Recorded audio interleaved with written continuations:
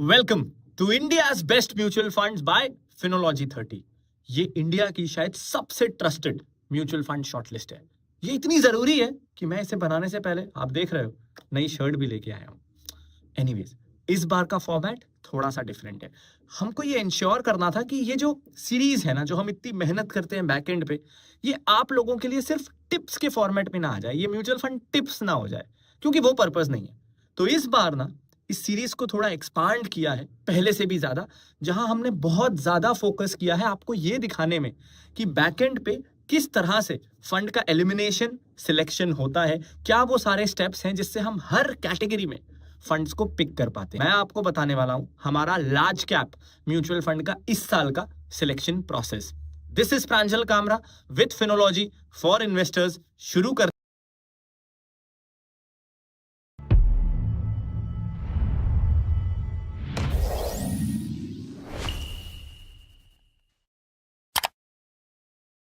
Welcome to India's best mutual funds bye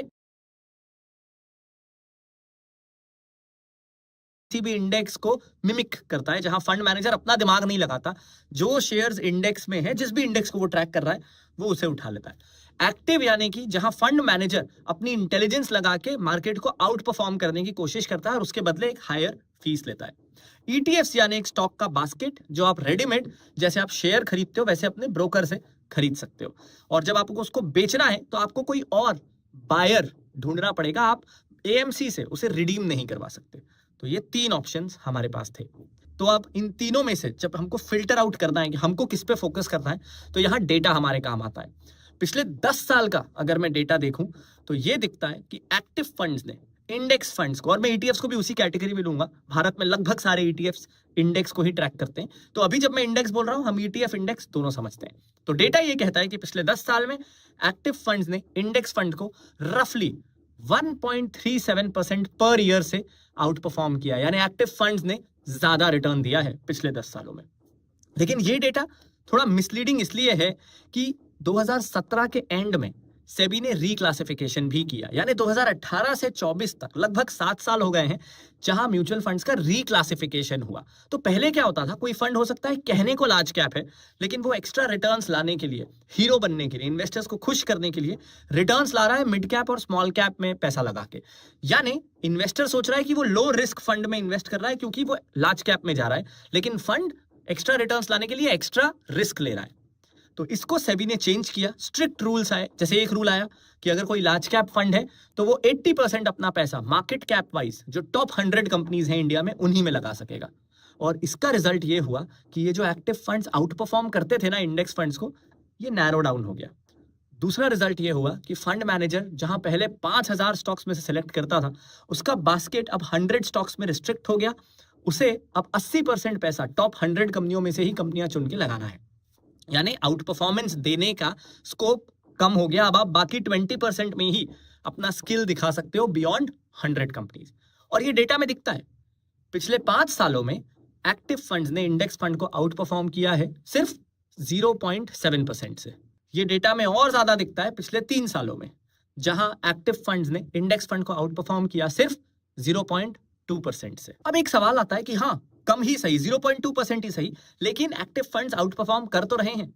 इसको थोड़ा deeply analyse करने की जरूरत है, क्योंकि अभी भी जहां इंडेक्स फंड पूरी तरीके से टॉप 100 कंपनीज, टॉप 50, टॉप 30 जो भी इंडेक्स को वो ट्रैक कर रहे हैं वहां पैसा लगाते हैं, लार्ज कैप फंड्स के पास अभी भी 20% स्कोप है कि वो ज्यादा रिस्क लें, और कई फंड्स लेते भी हैं।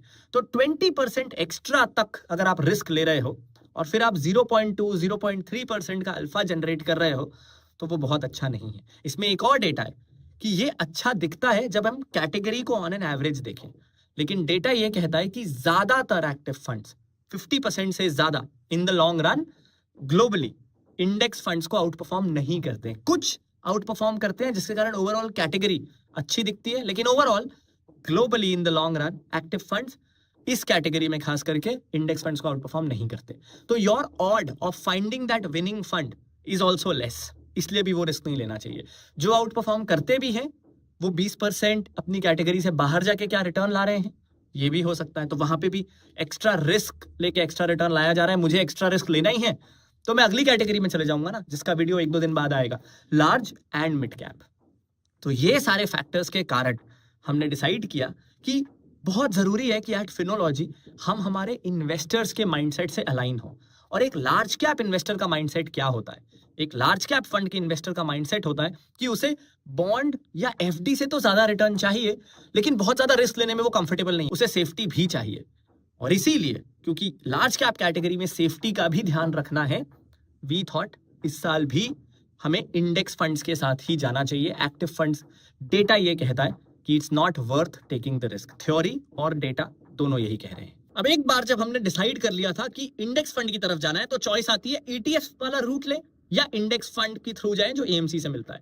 अब इसमें क्या होता है कि ईटीएफ को जब आप उसका कॉस्ट देखोगे तो वो देखने से थोड़ा कम लगता है, लेकिन ईटीएफ को जब आप खरीदने जाते हो, क्योंकि आप ब्रोकर के थ्रू स्टॉक्स के जैसे खरीदते हो, तो उस पर जीएसटी भी लगता है, उस पर एसटीटी भी लगता है, एक्सचेंज टर्नओवर चार्ज भी लगता है, और ओवरऑल अगर इनको एड अप करूं तो कॉस्ट स्ट्रक्चर लगभग बराबर हो जाता है। तो यहाँ पे दोनों न्यूट्रल है। सेकेंड बात आती है एक्सेसिबिलिटी की। इस लिस्ट को, इन वीडियोस को पूरा देश देखता है। कोई ऐसा भी हो सकता है जो स्टॉक्स में इन्वेस्ट नहीं करता, ना करना चाहता है, उसके पास डीमैट अकाउंट नहीं है। तो ईटीएफ ना थोड़े रिस्ट्रिक्टिव हैं कि आप एक्सचेंज के थ्रू ही उसे खरीद सकते हो, आपके पास ट्रेडिंग अकाउंट होना चाहिए। ये फ्लेक्सिबिलिटी काफी ज्यादा है इंडेक्स फंड में। आप चाहो तो ब्रोकर के थ्रू खरीदो, चाहो तो डिस्ट्रीब्यूटर के थ्रू खरीदो, आरआईए के थ्रू खरीदो, या डायरेक्ट एएमसी से भी खरीदो। तो हर किसी के लिए एक्सेसिबल है इंडेक्स फंड में इन्वेस्ट करना, इसीलिए यहां पे भी प्रिफर्ड इंडेक्स फंड। तीसरा इंपॉर्टेंट पॉइंट है लिक्विडिटी। देखो ईटीएफ ना आपने खरीद तो आप लोगे, लेकिन उसको बेचने के लिए आपकी जिम्मेदारी है कि आपको मार्केट में कोई बायर मिले। जैसे हम प्रॉपर्टी खरीदते हैं, हम बेचना चाहेंगे तो कोई बायर मिलना चाहिए, लेकिन इंडेक्स फंड में ये प्रॉब्लम नहीं है। आप जिस दिन चाहो उस दिन निकल सकते हो। ईटीएफ में भी ज्यादातर जो पॉपुलर ईटीएफ है उनमें लिक्विडिटी रहती है, लेकिन 0.1% भी ये रिस्क मैं अपने ऊपर क्यों लूं? इसीलिए भी वी प्रेफर इंडेक्स फंड। इसके बाद सवाल आया कि ठीक है, इंडेक्स फंड में जाना है तो किस तरह का इंडेक्स फंड चाहिए हमें? क्या हमें market cap weighted index fund चाहिए या इक्वल वेटेड इंडेक्स फंड चाहिए? दोनों में फर्क ये है कि जो market cap weighted index fund है वो अपने फंड में कोई भी शेयर उस प्रपोर्शन या परसेंटेज में लेता है जिस प्रपोर्शन में वो इंडेक्स में है। मान लेते हैं सेंसेक्स में अगर टीसीएस 6% है, तो इस फंड में भी, इस इंडेक्स फंड में भी वो शेयर 6% ही खरीदा जाएगा टोटल पैसों का। इक्वल वेटेड में क्या होता है कि अगर निफ्टी में 50 स्टॉक हैं तो वो हर स्टॉक को ये फंड 2-2% ले लेगा, यानी हर स्टॉक का वेटेज बराबर होगा। तो अब इन दोनों में से कौन सा चूज किया जाए? इसमें एक प्रॉब्लम है ये वाले मार्केट कैप वेटेड अप्रोच में, कि ये जो मार्केट कैप वेटेड अप्रोच है ना, इसके नाम पे इंडेक्स फंड्स अपना एक्सपेंस रेशियो बढ़ा रहे हैं।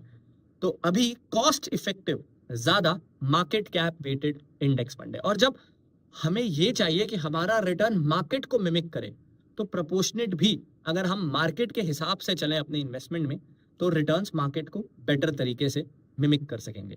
तो इसलिए वी प्रेफर्ड कि हमको market cap weighted index fund की तरफ जाना है। तो ये सब कुछ करने के बाद भी हमारे पास बच गए, इतना स्टेप्स ऑफ एलिमिनेशन के बावजूद, 61 फंड्स, और हमें चुनना था उनमें से एक। लेकिन अभी हमें यह चुनना था कि हमें कौन से इंडेक्स को ट्रैक करना है, निफ्टी 100, 50 या सेंसेक्स या कोई और, कौन सा इंडेक्स को हम फोकस करेंगे? इसके लिए हमें आंसर मिला पीटर लिंच, जो दुनिया के महानतम फंड मैनेजर्स में से एक हैं। उन्होंने एक कंसेप्ट कॉइन किया था जिसका नाम था डाइवर्सिफिकेशन। वी वाला नहीं, डब्ल्यू वाला वर्स। वो कहते थे कि बहुत ज्यादा अगर डाइवर्सिफाई कर दो, जरूरत से ज्यादा, तो प्रॉब्लम हो जाएगा। तो आपको डाइवर्सिफिकेशन का फायदा नहीं मिलेगा, डाइवर्सिफिकेशन का नुकसान मिलेगा। एक रिसर्च फॉर्म एवेंडस की रिसर्च ये कहती है कि 30 कंपनियों से ज्यादा जब आप डाइवर्सिफाई करते हो, अगर किसी फंड में आपके पोर्टफोलियो में 30 से ज्यादा इन्वेस्टमेंट्स हैं, तो डाइवर्सिफिकेशन का बेनिफिट ना के बराबर हो जाता है। तो जब ये डेटा हमारे पास था, और अब आपके स्क्रीन पर एक चार्ट है जहां ये स्टडी भी कह रही है कि 20 से 25 इन्वेस्टमेंट्स या स्टॉक्स वो ऑप्टिमम लेवल है जहां डाइवर्सिफिकेशन भी हो जाता है जितनी जरूरत है लगभग उतना, और रिटर्न्स भी मैक्सिमाइज हो जाते हैं। तो हम ऐसा इंडेक्स ढूंढ रहे थे जहां 20 से लेके 30 स्टॉक्स हो, ओवर डाइवर्सिफिकेशन ना हो। और जब हम ये ढूंढ रहे थे तो हमें मिला सेंसेक्स। सेंसेक्स में है 30 स्टॉक्स, निफ्टी में है 50 स्टॉक्स। तो हमें लगा तो परफेक्ट डाइवर्सिफिकेशन और रिटर्न्स का कॉम्बो सेंसेक्स में मिलेगा। लेकिन हम सिर्फ इस थ्योरी पे नहीं जाना चाहते थे, हम इस डेटा को बैक टेस्ट भी करना चाहते थे। और जब हमने सेंसेक्स और निफ्टी के पिछले 10 साल और 20 सालों के रिटर्न को कंपेयर किया, तो थोड़ा सा ही सही, लेकिन हाँ, सेंसेक्स ने आउट परफॉर्म किया है निफ्टी को। टेबल अब आपके सामने है और इसीलिए इंडेक्स हमारे लिए क्लियर हो गया कि हमें जाना है सेंसेक्स के साथ। और जब हम फिनोलॉजी 30 भी बना रहे थे तो वो फिनोलॉजी 30 है, फिनोलॉजी 50 नहीं, 40 नहीं, फॉर अ रीजन कि हमें ये लगता है कि मैक्सिमम 30 इन्वेस्टमेंट्स काफी है और इसीलिए फिनोलॉजी 30 में भी है 30 स्टॉक्स फॉर लॉन्ग टर्म, उससे ज्यादा नहीं। तो जब हम रेलेवेंट इंडेक्स भी ढूंढ रहे थे, हम चाहते थे हमारी फिनोलॉजी 30 वाली फिलॉसफी रेप्लिकेट हो और इसीलिए वी चोज सेंसेक्स। लेकिन अभी भी सिलेक्शन खत्म नहीं हुआ था, क्योंकि अब हम पहुंच गए थे कि हमें चाहिए लार्ज कैप कैटेगरी में market cap weighted Sensex index fund. इसमें भी ऑप्शंस थे, तो अब हम कैसे सिलेक्ट करेंगे बेस्ट फंड? 3 क्राइटेरिया थे। पहला था ट्रैकिंग एरर। देखो, जब भी कोई इंडेक्स में कोई चेंजेस आते हैं तो कितना जल्दी फंड उन चेंजेस को मिमिक करता है। इंडेक्स में से जो शेयर निकला, जो आया, या जो प्रपोर्शन चेंजेस हुए, कितनी जल्दी इंडेक्स फंड उसे कैप्चर करता है। ये कम से कम होना चाहिए, उतने अच्छे से मिमिक हो सकेगा। पहला क्राइटेरिया ये था। दूसरा था एक्सपेंस रेशो। ये हमें सबसे कम चाहिए कि एक तो वैसे ही फंड मैनेजर अपना दिमाग लगा नहीं रहा, जो इंडेक्स कर रहा है उसे कॉपी करना है, तो फिर फीस किस बात की? फीस तो कम से कम होनी चाहिए। तो लोएस्ट फीस इस कैटेगरी में हमारे लिए बहुत जरूरी थी। और तीसरा था वाइड रीच। ये फंड ऐसी एएमसी का हो कि हम ना कई बार अज्यूम कर लेते हैं कि हर कोई ऑनलाइन से बहुत कंफर्टेबल है। ये नेसेसरी नहीं है। किसी को ऑफलाइन इन्वेस्ट करना होगा, किसी को बैंक जाके डिस्ट्रीब्यूटर से, आरआईए से, कोई ऑनलाइन करना चाहेगा। तो इस फंड की अवेलेबिलिटी अच्छी हो। ये तीनों कैटेगरी को जब हमने वेटेज दिया तो रिजल्ट आया थैंकफुली पिछले साल वाला ही HDFC इंडेक्स फंड का सेंसेक्स प्लान। तो the best large cap mutual fund for India for the year 2025 is HDFC index का सेंसेक्स प्लान। इसमें अगर आपका रिटायरमेंट दूर है तो मैं प्रेफर करूंगा कि आप ग्रोथ ऑप्शन के साथ जाओ। तो अब जब हमको अगला फंड चूज करना था उन लोगों के लिए जिन्हें थोड़ा बहुत मार्केट का एक्सपीरियंस है, तो वो वोलेटिलिटी थोड़ी ज्यादा डाइजेस्ट कर सकते हैं, जिनका एज प्रोफाइल थोड़ा यंग है, आई वुड से अंडर 40, उन लोगों के लिए this fund should be a better pick than the previous fund. तो इस बार हमें चूज करना था between an actively managed large cap या large and mid cap fund में से। तो सबसे पहले तो हार्ड डेटा, और ये हार्ड डेटा एक्सपेक्टेड था। 2 कारणों से एक्सपेक्टेड था। पहला कि लार्ज कैप फंड का जो यूनिवर्स है, ये जो क्लासिफिकेशन हुआ है, ये बहुत नैरो है। भारत की market capitalisation wise top 100 companies को ही लार्ज कैप माना गया है। अब एक एक्टिव फंड में 50-60 स्टॉक्स होते हैं, तो उन 100 स्टॉक्स में से ही फंड मैनेजर को 50-60 स्टॉक्स चूज करने हैं जो यूजुअली एक फंड में होते हैं, और 80% पैसा वहीं लगाना है। यानी खुद का टैलेंट दिखाने का स्कोप बहुत लिमिटेड। तो इसलिए एक्टिव फंड में मैं फंड मैनेजर को एक्स्ट्रा फीस नहीं देना चाहता स्टॉक पिक करने के लिए, क्योंकि स्टॉक पिक करने का स्कोप ही नहीं है। तो जब स्कोप है ही नहीं तो मैं उसे टैलेंट दिखाने की फीस एक्स्ट्रा क्यों दूं? इससे अच्छा तो इंडेक्स फंड ले लो। वर्सेस सेकंड कैटेगरी थी लार्ज एंड मिड कैप, जिसमें शुरू की 100 कंपनीज तो है ही जो लार्ज कैप वाली हैं, प्लस अगली 150 कंपनियां भी है, यानी market cap wise 101 to 250th company, जिन्हें सेबी बोलता है कि मिड कैप कंपनियां हैं। यानी 250 स्टॉक्स का बास्केट है 50 से 60 स्टॉक्स चुनने के लिए। तो बास्केट 2.5 गुना बड़ा हो गया है, यानी फंड मैनेजर के पास स्कोप है यहां अपना टैलेंट दिखाने का। तो from a talent perspective, active fund मतलब मैं फंड मैनेजर के टैलेंट पे बेट कर रहा हूं। तो टैलेंट दिखाने का स्कोप पर्सपेक्टिव से, क्वालिटेटिव एंड रैशनल पर्सपेक्टिव से ये कैटेगरी मुझे बेटर लग रही है। लेकिन सिर्फ इसलिए मुझे जाना नहीं है, मुझे डेटा भी देखना है। तो डेटा क्या कहता है? तो डेटा अब आपके सामने है। अलग अलग टाइम पीरियड्स में large and mid cap funds ने कभी 4.5% से आउट परफॉर्म किया है, कभी 5, कभी 2.5। तो आप 3 ईयर पीरियड लें, 5 ईयर या 7 year, large and mid cap funds ने लार्ज कैप फंड्स को आउट परफॉर्म किया है। एग्रीड कि ये लार्ज कैप फंड से ज्यादा रिस्की भी है। वहां सिर्फ लार्ज कैप्स हैं, यहां लार्ज एंड मिड कैप्स हैं। लेकिन मैं ये अज्यूम कर रहा हूं कि ये फंड उन्हीं लोगों के लिए है जिन्हें लार्ज कैप्स, खास करके इंडेक्स लार्ज कैप, बहुत ज्यादा पैसिव लगते हैं, बहुत ज्यादा सेफ लगते हैं। तो वो एक स्टेप आप लेना चाहते हैं रिस्कोमीटर में। तो अगर आप एक स्टेप आप लेना चाहते हो रिस्कोमीटर में फॉर हायर रिटर्न्स, तो हिस्टोरिकल रिटर्न्स मुझे ये दिखाते हैं कि इस कैटेगरी का जो इंक्रीमेंटल रिस्क है वो जस्टिफाइड है बाय सब्सटैंशियली हायर रिटर्न्स। ये मार्जिनल रिटर्न्स नहीं है, ये सब्सटैंशियली हायर रिटर्न्स हैं। And I think risk to reward in this scenario is justified, specifically because इसमें भी सिर्फ भारत की 5,500-6 हजार में से टॉप 250 मार्केट कैप कंपनीज को चुना जा रहा है, जो मेरी नजर में तो सेबी का एक स्ट्रिक्ट क्लासिफिकेशन है, जरूरी है इंडस्ट्री वाइड अप्रोच के लिए, लेकिन भारत की 250 टॉप कंपनियों को भी ना अगर मैं उनका मार्केट कैप देखूं तो मुझे तो वो सारी की सारी कंपनियां मेरी नजर में इनफॉर्मली लार्ज कैप ही लगती है।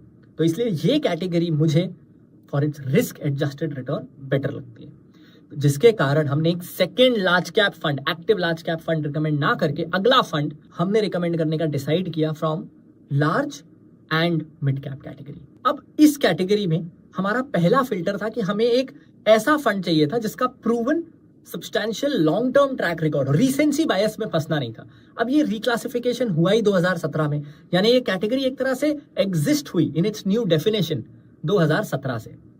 तो 7 साल हुए थे, तो हमारे पास 7 साल का डेटा था, हमने 7 साल का डेटा पूरा देखा। We wanted a fund with a history of 7 years, हमें नया फंड नहीं चाहिए था।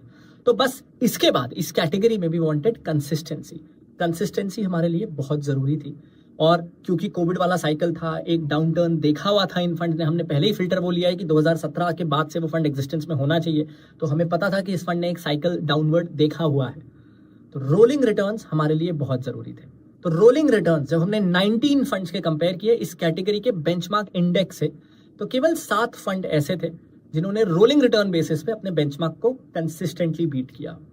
तो हमारे पास बचे 7 ही फंड्स। इसके बाद अगला फिल्टर बहुत ही सिंपल था, हमें कॉस्ट देखनी थी कि इन 7 फंड्स में से लोएस्ट कॉस्ट वाला फंड कौन सा है, हमें कंसिस्टेंसी देखनी थी, हमें एएमसी का रेप्यूटेशन देखना था, उनकी फंड मैनेजमेंट टीम देखनी थी।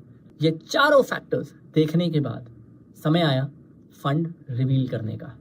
Drum rolls please. And our choice is Kotak equity opportunities fund. 1 साल हो, 5 साल हो, 3 साल हो, कंसिस्टेंटली हर बार रोलिंग रिटर्न्स बेसिस पे इस फंड ने अपने बेंचमार्क को बीट किया है। Expense ratio is impressive, fund house की overall reputation is very good. बहुत ज्यादा AUM है नहीं, हालांकि हम लार्ज एंड मिड कैप और लार्ज कैप में इस फैक्टर को बहुत ज्यादा इंपॉर्टेंस नहीं देते, लेकिन कुछ लोग देते हैं, तो उनके लिए ये बता दूं। हालांकि इस कैटेगरी में हम इस पे बहुत ज्यादा फोकस नहीं करते, फ्लेक्सी कैप में, लार्ज एंड मिड कैप में we are not too concerned about AUM, लेकिन कुछ लोग करते हैं, इसलिए it was my duty to tell you this. Best ELSS mutual fund या टैक्स सेवर म्यूचुअल फंड कौन सा है? अब देखो, सबसे पहले बुराई से शुरुआत करते हैं, बुराई को पहले हम रास्ते से हटाते हैं। तो इस कैटेगरी के साथ प्रॉब्लम यह है कि इसमें 3 साल का लॉक इन है, जो पैसा आपने डाल दिया 3 साल के लिए वो पैसा फंस गया। और जब हम म्यूचुअल फंड की, स्टॉक्स की बात करते हैं तो एक बिगेस्ट एडवांटेज हम डिस्कस यही करते हैं कि आज पैसा डालो, कल परसों निकाल लो। ये फ्लेक्सिबिलिटी इस कैटेगरी को बहुत अच्छा बनाती है, लेकिन पर्टिकुलरली ELSS में आप 3 साल तक पैसा नहीं निकाल पाओगे। तो एक बड़ा प्रो जो जनरली है म्यूचुअल फंड्स का, वो यहां नहीं है।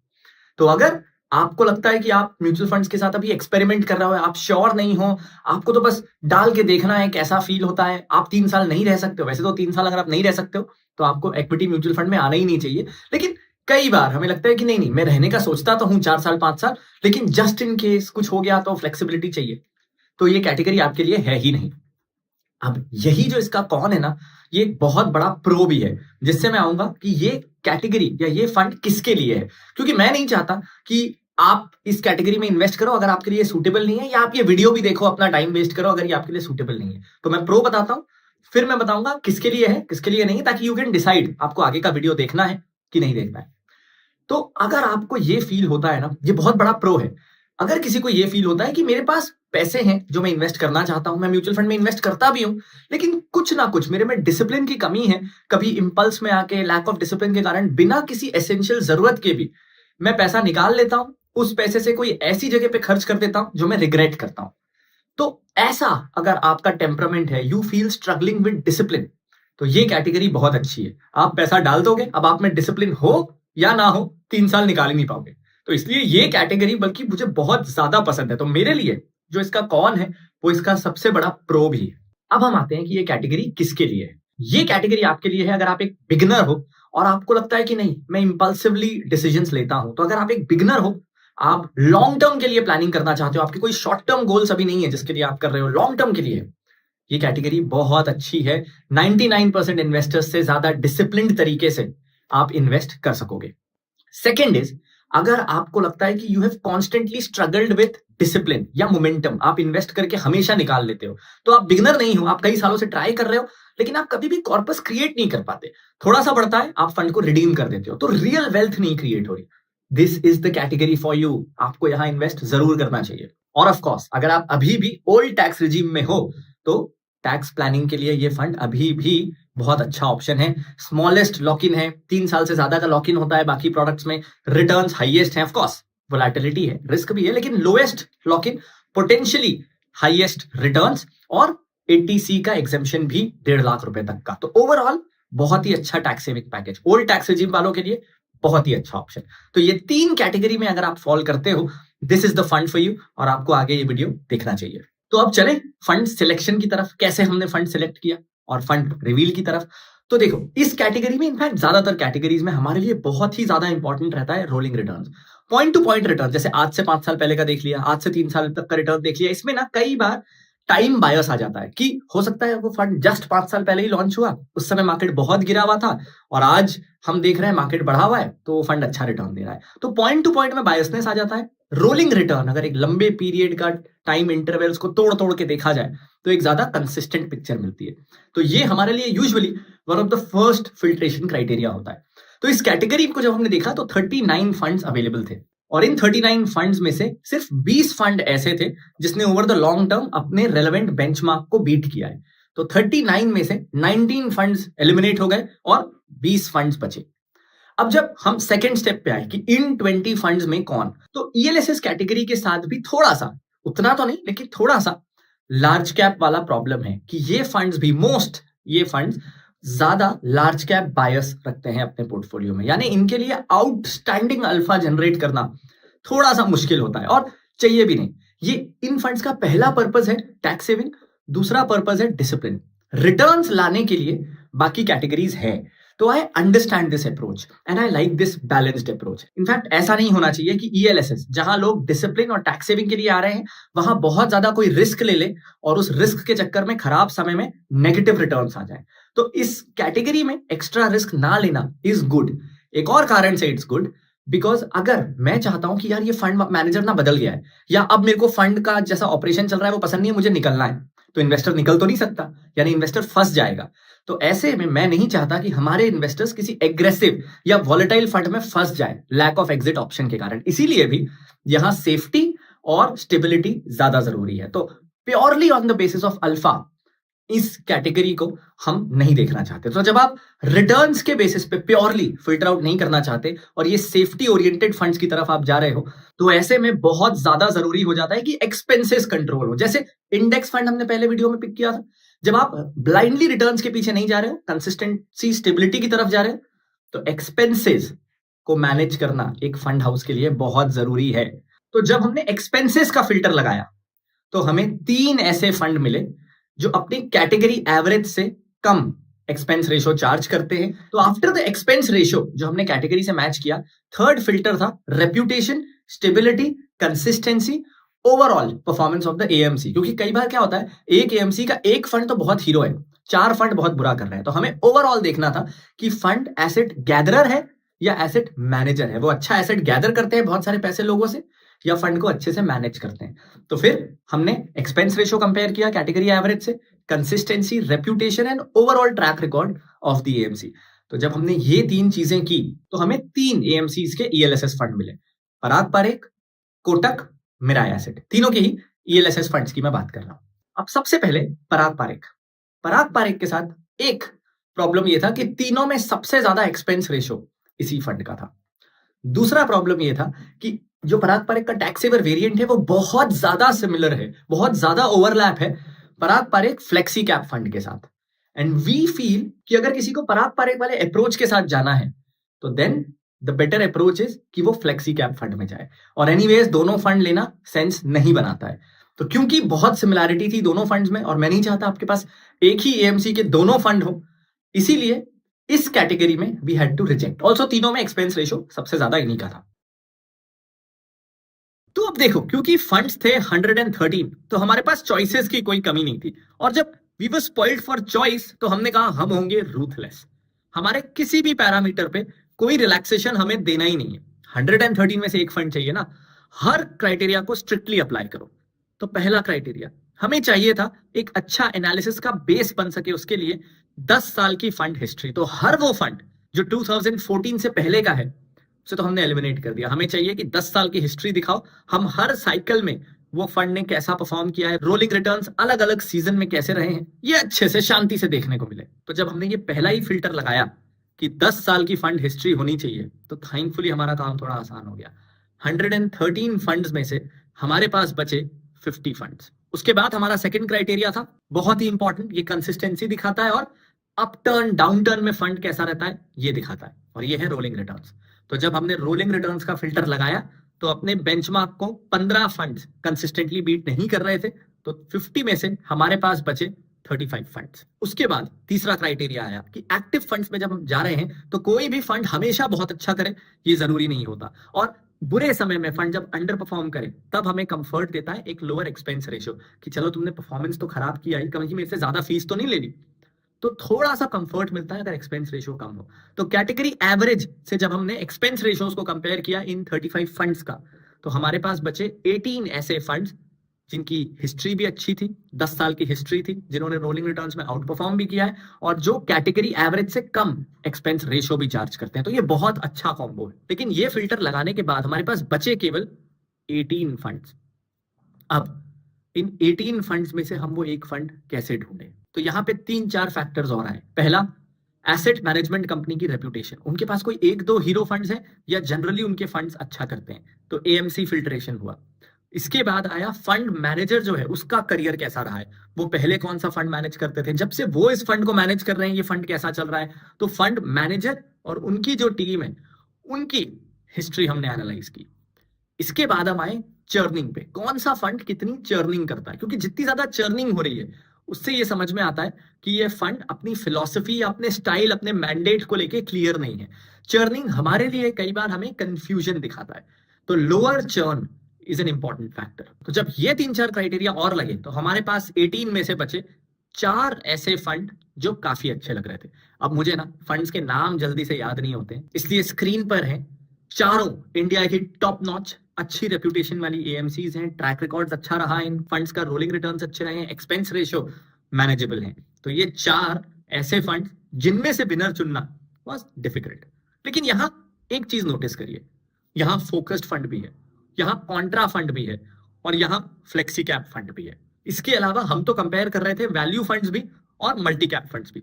तो 5 कैटेगरीज को हम कंपेयर कर रहे थे, जिनमें से 3 कैटेगरी के फंड्स यहां हैं, 2 कैटेगरी एटलीस्ट लेबल तरीके से, लेबल को मैं देखूं तो पूरी तरीके से एलिमिनेट हो गई है। तो इन चारों में से बेस्ट चुने, उसके पहले ये जरूरी है कि हमें ये समझना है कि ये 5 कैटेगरीज आखिर हैं क्या, इनमें क्या माइनर डिफरेंसेस हैं और हमने क्यों इन्हें कंबाइन किया।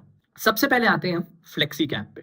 फ्लेक्सी कैप जैसे नाम से कह रहा है फ्लेक्सिबल, ये इकलौती ऐसी कैटेगरी है जहां फंड मैनेजर को पूरा फ्रीडम है, लगभग पूरा फ्रीडम है। वो चाहे तो जितना पैसा लार्ज कैप में लगाना चाहे लगाएं, जितना मिड कैप में लगाना चाहे लगाएं, स्मॉल कैप्स में लगाना चाहे लगाएं, वैल्यू ओरिएंटेड स्टॉक्स चाहे तो वो लें, ग्रोथ ओरिएंटेड लें, कॉन्ट्रा वाले भी ले सकते हैं, मोमेंटम वाले भी ले सकते हैं। यानी एक ऐसी एक्टिव कैटेगरी जहां फंड मैनेजर का स्किल डिटरमाइन करेगा कि फंड का रिटर्न कैसा है, ना कि वो फंड का मैंडेट। जैसे लार्ज कैप में बहुत रिस्ट्रिक्शंस है, मिड कैप फंड में बहुत रिस्ट्रिक्शंस है, उस तरह के रिस्ट्रिक्शंस नहीं है। तो यहां अंडर परफॉर्मेंस का कोई एक्सक्यूज नहीं होता। तो यहां डिस्प्रपोर्शनेटली हाई वेटेज हमें देना पड़ता है फंड मैनेजमेंट का ट्रैक रिकॉर्ड और फंड मैनेजमेंट टीम का एक्सपीरियंस, उनकी प्रायर सीवी। ये पिनिकल है एक एक्टिव फंड का, और इस फ्रीडम के साथ आती है बहुत सारी जिम्मेदारी और बहुत ज्यादा आउट परफॉर्म या अंडर परफॉर्म करने, दोनों ही तरह का रिस्क रिवॉर्ड। तो फंड मैनेजमेंट टीम और कंसिस्टेंसी इस कैटेगरी में बहुत जरूरी है। इससे सिमिलर लेकिन थोड़ी रिस्ट्रिक्टिव कैटेगरी है मल्टी कैप, जहां अगेन मल्टी का मतलब यह है कि आप अलग अलग कैटेगरी में इन्वेस्ट कर सकते हो, लेकिन यहां थोड़ा सा डिफाइन किया है सेबी ने कि आपको 100 रुपए में से 25 रुपए कम से कम लार्ज कैप्स में लगाने हैं, 25 रुपए कम से कम मिड कैप में लगाने हैं, 25 रुपए कम से कम स्मॉल कैप में लगाने हैं। बाकी जो 25% बचा उसको आप कहीं भी लगाओ, वहां फ्लेक्सिबिलिटी है। तो वैसे मैं कहूं तो इस कैटेगरी में भी काफी फ्लेक्सिबिलिटी है, आप जिस भी मार्केट कैप में चाहो अप टू 50% का इन्वेस्टमेंट कर सकते हो। लेकिन इसमें प्रॉब्लम तब आता है जब मार्केट बहुत बुल रन में है और मुझे पता है कि यहां से गड़बड़ होने वाली है, खास करके स्मॉल कैप्स में। तो कई बार ना जब मैं सेफ्टी ढूंढ रहा हूं कि नहीं, कि इस मौके पे थोड़ा स्मॉल कैप से निकल जाते हैं, थोड़ा कैश पे बैठ जाते हैं या थोड़ा लार्ज कैप मिड कैप में एक्सपोजर बढ़ा देते हैं, वहां ये कैटेगरी थोड़ी रिस्ट्रिक्टिव हो जाती है। तो ऐसे मार्केट में, जैसे मार्केट अभी भी हालांकि काफी गिरा है लेकिन अभी भी महंगा है, और अगर कोई सेफ्टी ढूंढ रहा है तो यहां थोड़ा फंड मैनेजर फंस जाता है कि 25% पैसा तो स्मॉल कैप्स में डालना ही है, अगर उसे लग रहा है वो बियरिश है स्मॉल कैप्स को लेके तो भी डालना है, ये रिस्ट्रिक्शन आ जाता है। अगली कैटेगरी है कॉन्ट्रा फंड्स की। अब ये बहुत स्ट्रिक्ट डेफिनेशन नहीं है कॉन्ट्रा इन जनरल, ये क्योंकि एक थीमेटिक थ्योरेटिकल क्वालिटेटिव एनालिसिस है, तो कॉन्ट्रा को आप ऐसा समझिए कि ये वो फंड्स हैं जो कोशिश करते हैं ऐसे स्टॉक्स पिक करने की जिसपे अभी मार्केट बहुत ज्यादा बुलिश नहीं है, या जिन स्टॉक्स इंडस्ट्रीज को मार्केट इग्नोर कर रहा है, या जिनमें बुलिश ट्रेंड नहीं है। अब ये फंड्स थोड़े ट्रिकी हो सकते हैं इन द लॉन्ग रन। अगर बेट सही पड़ा मेरा, अगर मैंने सही सेक्टर के बारे में सोचा कि आज मार्केट इसको इग्नोर कर रहा है, 5 साल बाद देख रहा मार्केट को रियलाइज होगा, तो मैं बहुत ही अच्छे रिटर्न्स दे दूंगा। लेकिन अगर मैंने एक ऐसा सेक्टर चुन लिया जो आज तो नेगेटिव है ही और जो अगले 5 साल 10 साल भी बुरा ही करेगा, उसमें मोमेंटम आएगा ही नहीं, तो ये फंड्स बहुत अंडर परफॉर्म भी कर सकते हैं। इस तरह का एक कॉन्सेंट्रेटेड फंड जो एटलीस्ट इन थ्योरी उन स्टॉक्स का पोर्टफोलियो बना रहा है जो इग्नोर्ड है, निग्लेक्टेड है, थोड़ा ज्यादा रिस्की हो जाता है। डेफिनेटली जब आप ऐसे इग्नोर्ड पॉकेट्स में जाने की कोशिश करोगे तो आपको वैल्यू मिलेगी, अंडर वैल्यूड बार्गेन स्टॉक्स मिलेंगे। लेकिन अगर आपको वैल्यू ही चाहिए तो then I think next category better है, वैल्यू फंड्स। वैल्यू फंड्स का फोकस होता है ये जो पीबी मेट्रिक्स हैं, पी मेट्रिक्स हैं, पेग रेशियो है, जो ट्रेडिशनल बेसिक वैल्यूएशन मेट्रिक्स हैं, उन्हें यूज करें और साथ में क्वालिटी ढूंढे। तो quality plus decent bargain price, ये दोनों का कॉम्बिनेशन ये फंड्स एटलीस्ट थ्योरेटिकली ढूंढने की कोशिश करते हैं। अब एक प्रॉब्लम है जो मैं आपको बताना चाहता हूं। देखो, जैसा मल्टी कैप में डेफिनेशन फिक्स है, 25% यहां, 25% यहां, 25% यहां, मिड कैप में फिक्स्ड है, लार्ज कैप में फिक्स्ड है। ये जो कॉन्ट्रा वैल्यू फंड्स है ना, यहां ये बहुत फिक्स्ड क्राइटेरिया नहीं है। तो कई बार क्या होता है, कोई फंड लेबल्ड होता है कॉन्ट्रा, लेबल्ड होता है वैल्यू, लेकिन वो उसे प्रैक्टिस नहीं कर रहा होता है। वो कर रहा होता है किसी भी दूसरे फंड की तरह ऑपरेट, लेकिन बस क्योंकि सेबी का रूल ये है कि एक फंड कैटेगरी में आप एक ही स्कीम लॉन्च कर सकते हो। पहले कितने भी कर सकते थे, लेकिन आजकल हर म्यूचुअल फंड कंपनी एक लार्ज कैप फंड ही रख सकती है, एक मिड कैप फंड ही रख सकती है। तो कई बार क्या होता है, ये जो कैटेगरी है कॉन्ट्रा वैल्यू फोकस्ड, ये एएमसी के पास बहाना हो जाता है सिमिलर तरीके का एक और फंड निकाल के पैसे इकट्ठे करने का। इसलिए ये थोड़ी सी कैटेगरीज मुझे डराती हैं वैल्यू कॉन्ट्रा की, पता नहीं किस लेवल तक ये फॉलो हो रहा है। हालांकि कुछ तो दिख जाता है, पी रेशियो में, पीबी में, होल्डिंग्स में कुछ तो पता चल जाता है, लेकिन कई बार ऐसा लगता है कि ये अपने लेबल को फॉलो नहीं कर रहा, बस नाम के लिए एक और फंड लगाना था इसलिए इन्होंने ये लेबल चिपका रखा है। तो ये दो कैटेगरीज के साथ ये प्रॉब्लम है। तीसरा है फोकस्ड फंड। ये कैटेगरी मुझे पसंद है। वी प्रेफर अगर फंड्स में 30 से कम स्टॉक्स हो, क्योंकि साइंटिफिक एनालिसिस ये बोलता है कि 30 स्टॉक्स के बाद डाइवर्सिफिकेशन का बेनिफिट खत्म हो जाता है। तो फोकस्ड इज अ कैटेगरी जहां सीलिंग लिमिटेड है कि 30 स्टॉक्स होने चाहिए या उससे कम। बहुत ज्यादा डाइवर्सिफाइड पोर्टफोलियो आप ओवर डाइवर्सिफाई नहीं कर सकते। अगेन यहां कैटेगरी या क्लास को लेके मार्केट कैप वाइज वो फ्लेक्सिबिलिटी है। यहां रिस्ट्रिक्शन है कि ऐसा नहीं कि 100 स्टॉक्स लेके बैठ जाओ, थोड़ा कॉन्सेंट्रेटेड एक्सपोजर दो अपने इन्वेस्टर्स को। तो जब ये सारी चीजें हमारे सामने आती हैं और मैं खुद से ये पूछता हूं और मेरी टीम में हम खुद से ये पूछते हैं कि एक आइडियल फंड कैसा होना चाहिए।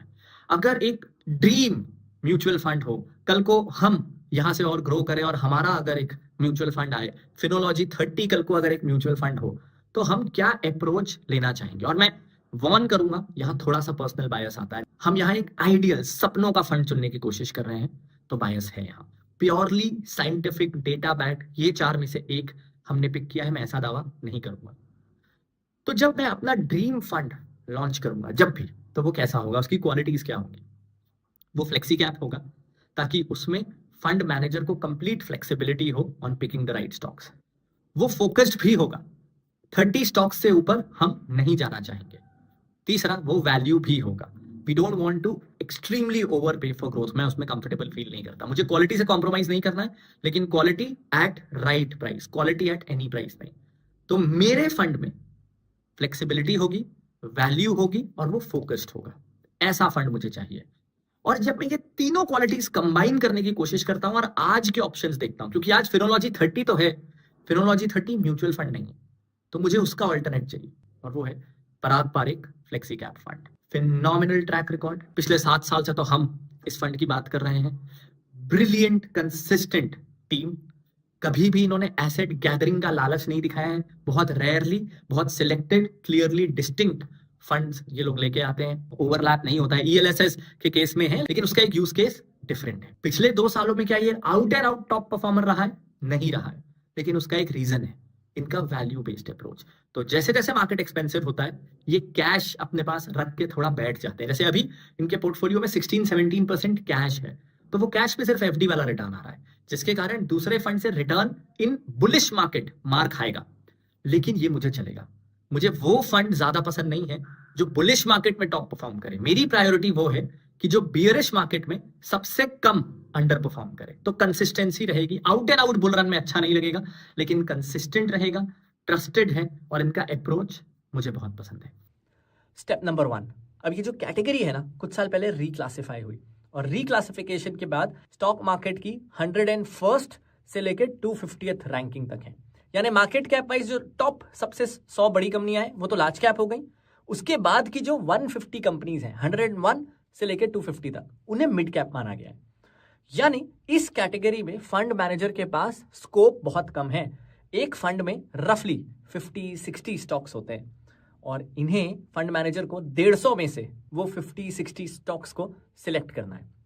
तो चॉइस लिमिटेड है। इसी कारण कभी कभी हमने इस कैटेगरी को स्किप भी किया है। तो एक तो है नैरो यूनिवर्स, जिसके कारण फंड मैनेजर का काम डिफिकल्ट हो जाता है, और उसी का नतीजा है हमारा सेकेंड पॉइंट, जहां पिछले 3 सालों में 84% मिड कैप फंड्स ने अपने बेंचमार्क को आउट परफॉर्म नहीं किया है। 25 फंड्स ऐसे थे जिन्होंने इस कैटेगरी में 3 साल से ज्यादा की हिस्ट्री जिनकी है, कम से कम 3 साल का तो चाहिए ना ट्रैक रिकॉर्ड, और उसमें से 21 फंड्स ऐसे हैं जो अपने बेंचमार्क को ही बीट नहीं कर पाए। और इसमें फंड मैनेजर की गलती नहीं है, मैं समझ सकता हूं उनकी मजबूरी, चॉइस बहुत ही लिमिटेड है। और कई बार ना लोग इसका दूसरा एक्सट्रीम भी करते हैं। लोग ऐसी नैरो कैटेगरीज को उठाते हैं, जैसे लार्ज कैप जहां 100 कंपनीज हैं, मिड कैप जहां 150 कंपनीज हैं, और इन नैरो कैटेगरीज में एक्टिव फंड्स के परफॉर्मेंस को कंपेयर करते हैं इंडेक्स फंड से, और बोलते हैं देखो कितना बुरा परफॉर्मेंस है, इससे अच्छा तो इंडेक्स फंड ले लो।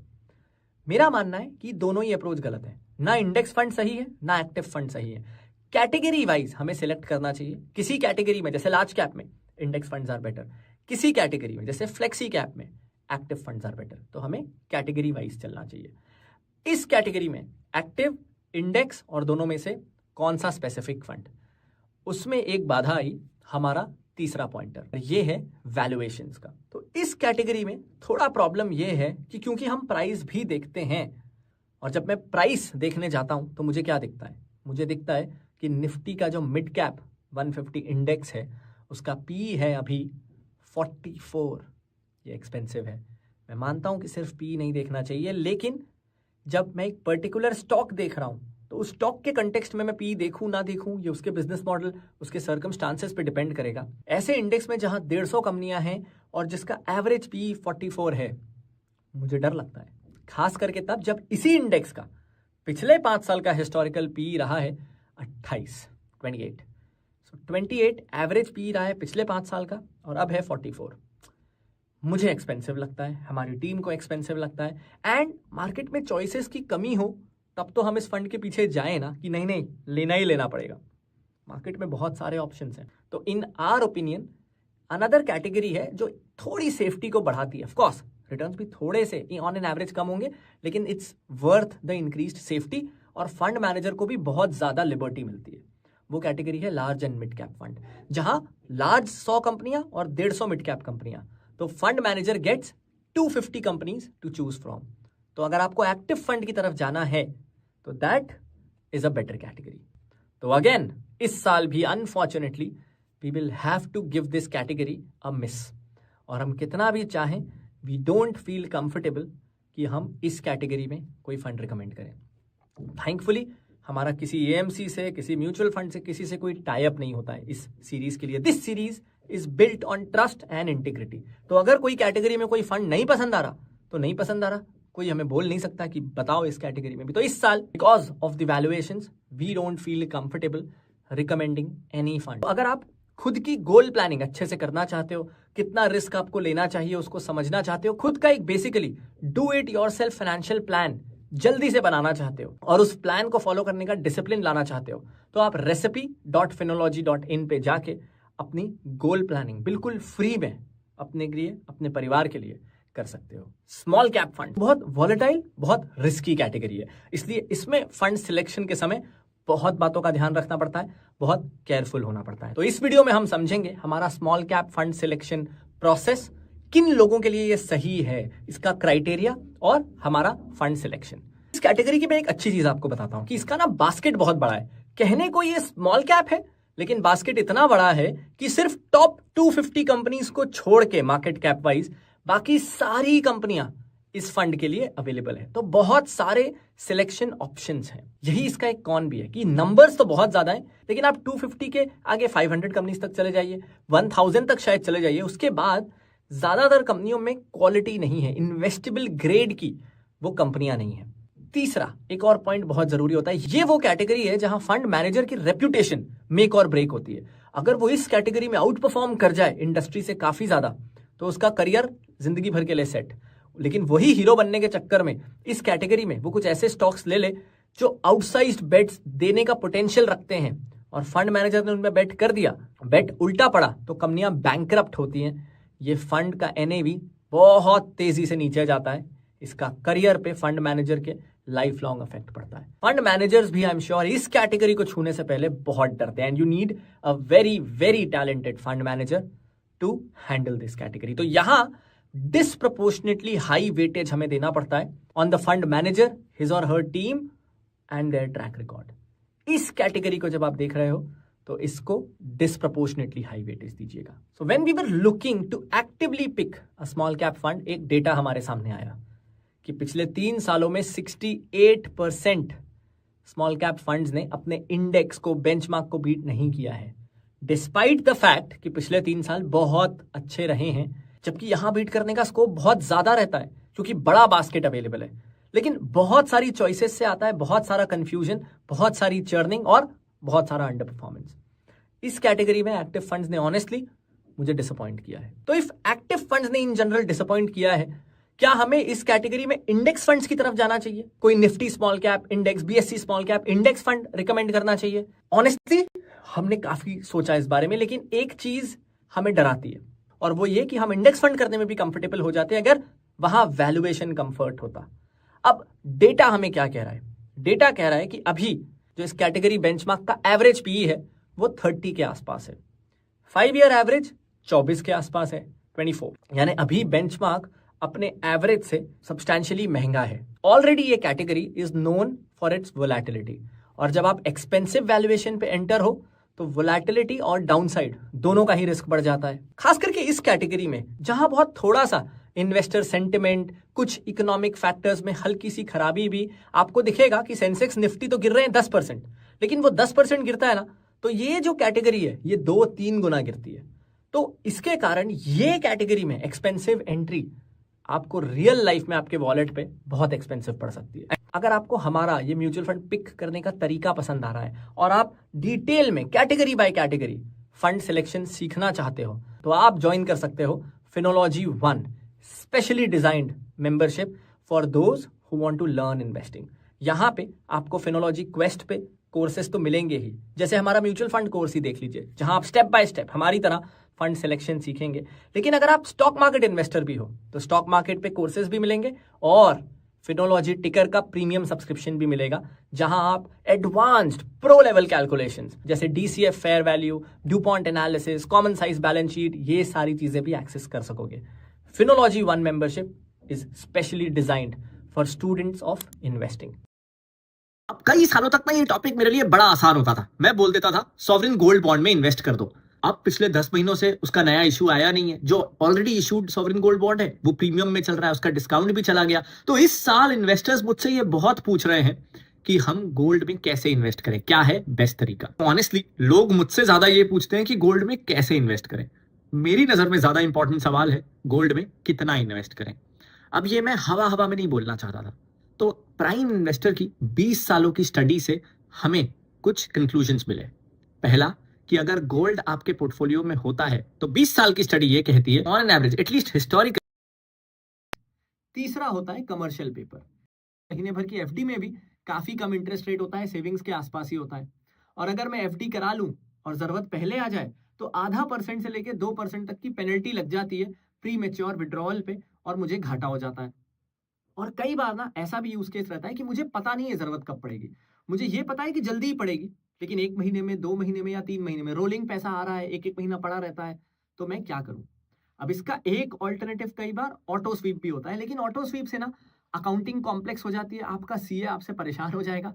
और दूसरा, उसमें कई बार लीफो फीफो यानी last in first out, first in first out, ये कॉम्प्लिकेटेड कंसेप्ट होते हैं जिससे हमारा रिटर्न सच में क्या है ये हम ठीक से कैलकुलेट नहीं कर पाते। और कई बार देखते हैं कि सिर्फ कहने को ऑटो स्वीप था, रिटर्न तो बहुत ही कम मिला क्योंकि लीफो फीफो पता नहीं क्या क्या लग रहा था। तो वो आइडियल सॉल्यूशन नहीं हो पाता अगर बहुत फ्रीक्वेंट ट्रांजैक्शंस हैं और साथ में टैक्स का एंगल भी देखना होता है। तो ऐसे केस में ना लिक्विड फंड एक अच्छा ऑप्शन निकल के आता है कि अगर आपको 2 महीने 4 महीने के लिए पैसा रखना है, आपको नहीं पता कब जरूरत पड़ेगी, तो आपको बहुत लिक्विड उसे रखना है कि 1 दिन में निकल सके, 2 दिन में निकल सके। आपको सेविंग से अच्छा खासा रिटर्न भी ज्यादा चाहिए, लेकिन आपको सेफ्टी पे बहुत ज्यादा कॉम्प्रोमाइज नहीं करना है। आपको एक हाईली सेफ तरीका चाहिए सेविंग्स अकाउंट से ज्यादा रिटर्न्स पाने का। अब लिक्विड फंड होता क्या है? देखो, लिक्विड फंड ना ज्यादातर ऐसे डेट इंस्ट्रूमेंट्स में इन्वेस्ट करता है जिनकी मेच्योरिटी 91 डेज या उससे कम की है। इसका ये मतलब बिल्कुल नहीं है कि आपका रिडम्पशन 91 डेज के अंदर ही होना चाहिए।